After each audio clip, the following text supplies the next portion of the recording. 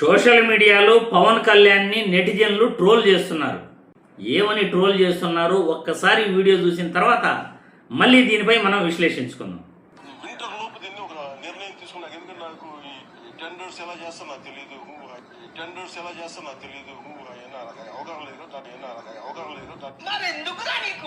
Polavaram project ఆయన మనకున్న నిజంగా చెప్పాలంటే నాకు కూడా అంత డీటెయిల్డ్ గా నేను అర్థం చేసుకోలేనేమో కానీ నేను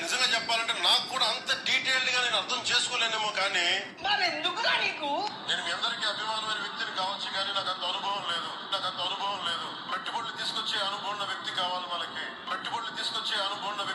మనకి. అలాంటి వ్యక్తి మన గౌరవ ముఖ్యమంత్రి నారా చంద్రబాబు నాయుడు గారు. సార్, టెక్నికల్ గా ఉన్న వాళ్ళని తగ్గించేసి అడ్మినిస్ట్రేటర్స్ తో రన్ చేస్తున్నారు. పని ఒత్తిడి కూడా బాగుంటుంది, నిర్వహణ లోపం చాలా ఎక్కువగా ఉంది అనేది కూడా లోపల పనిచేసిన వాళ్ళు అంటున్నారు మేడం. మీరు అడిగిందే నాకు చెప్పారు. కాకపోతే ఏంటంటే ఇది నేను దీనికి సంబంధించి అనుభవం ఉన్న వ్యక్తిని కాదు. చూశారుగా పవన్ కళ్యాణ్ని నెటిజన్లు ఎలా ట్రోల్ చేస్తున్నారు. నిజంగా 2008లో రాజకీయంలోకి వచ్చిన వ్యక్తికి ఇప్పటి వరకు కూడా రాజకీయం గురించి అనుభవం లేకపోతే, పరిపాలన గురించి అనుభవం లేకపోతే, ఒక నాయకుడిగా నన్ను ముఖ్యమంత్రిని చేయండి అని ఈయన ఎలా అడిగాడో నాకైతే అసలు అర్థం కావట్లేదు. నీకు పరిపాలన పైన, ప్రజలపైన, శాఖలపైన, రాజకీయాలపైనే అనుభవం లేనటువంటి వ్యక్తివి నన్ను ముఖ్యమంత్రిని చేయండి, నా కులస్తులైనా నాకు ఓటు వేయండి అని ఎలా అడిగారు సార్ మీరు? నిజంగా ఒక ఉప ముఖ్యమంత్రికి కూడా మీరు పనికిరారు. పోలవరం గురించి అడిగితే నాకు తెలియదు అంటారు, టెండర్ల గురించి అడిగితే నాకు తెలియదు అంటారు, పెట్టుబడుల గురించి అడిగితే నాకు తెలియదు అంటారు.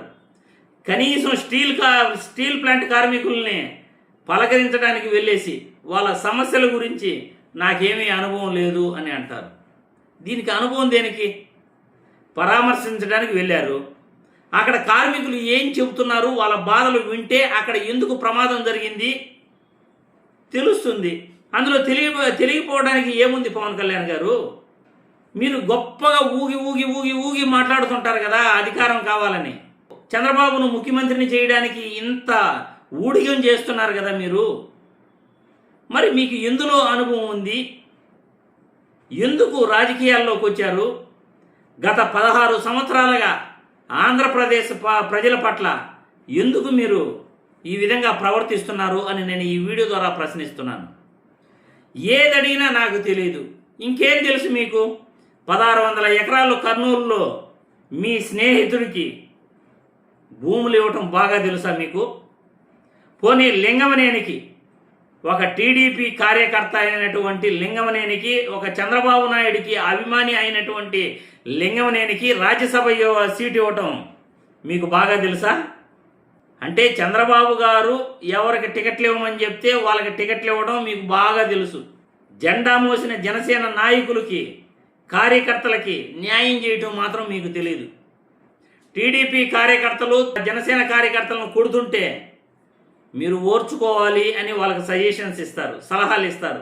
ఇరు వర్గాల మధ్య టీడీపీకి, జనసేనకి అక్కడ పొసకపోతే, వాళ్ళ మధ్య విభేదాలు వస్తే, ఆ సమస్యలు పరిష్కరించడానికి మీ దగ్గరకు ఎవరైనా మీ నాయకులు వచ్చి చెప్తే మీరు సర్దుకుపోవాల్సిందేను అంటారు.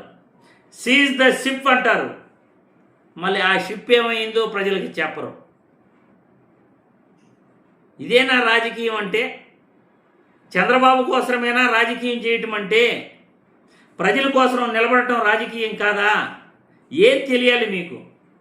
ఉద్యోగులు వచ్చి ఇది మా సమస్య, ఈ విధంగా మా సమస్యకు కారణం స్టీల్ ప్లాంట్ యాజమాన్యాలే, మీ ప్రభుత్వమే, ప్రైవేటీకరణకు మద్దతు ఇచ్చారు కాబట్టి మాకు ఈ విధంగా జరిగింది, భద్రతా లోపం వల్ల ప్రమాదాలు జరుగుతున్నాయి, స్టీల్ ప్లాంట్ కార్మికుల కోసం ప్రభుత్వం పట్టించుకోవట్లేదు, నాసిరకం మెటీరియల్ వాడుతున్నారు, 11,440 కోట్లు కేంద్రం విడుదల చేసిన అమౌంట్లు ఒక్క రూపాయి కూడా స్టీల్ ప్లాంట్ కోసం కానీ ఉద్యోగుల కోసం కానీ ఖర్చు పెట్టలేదు అని ఆ ఉద్యోగులు ఖచ్చితంగా మీకు చెప్పే ఉంటారు.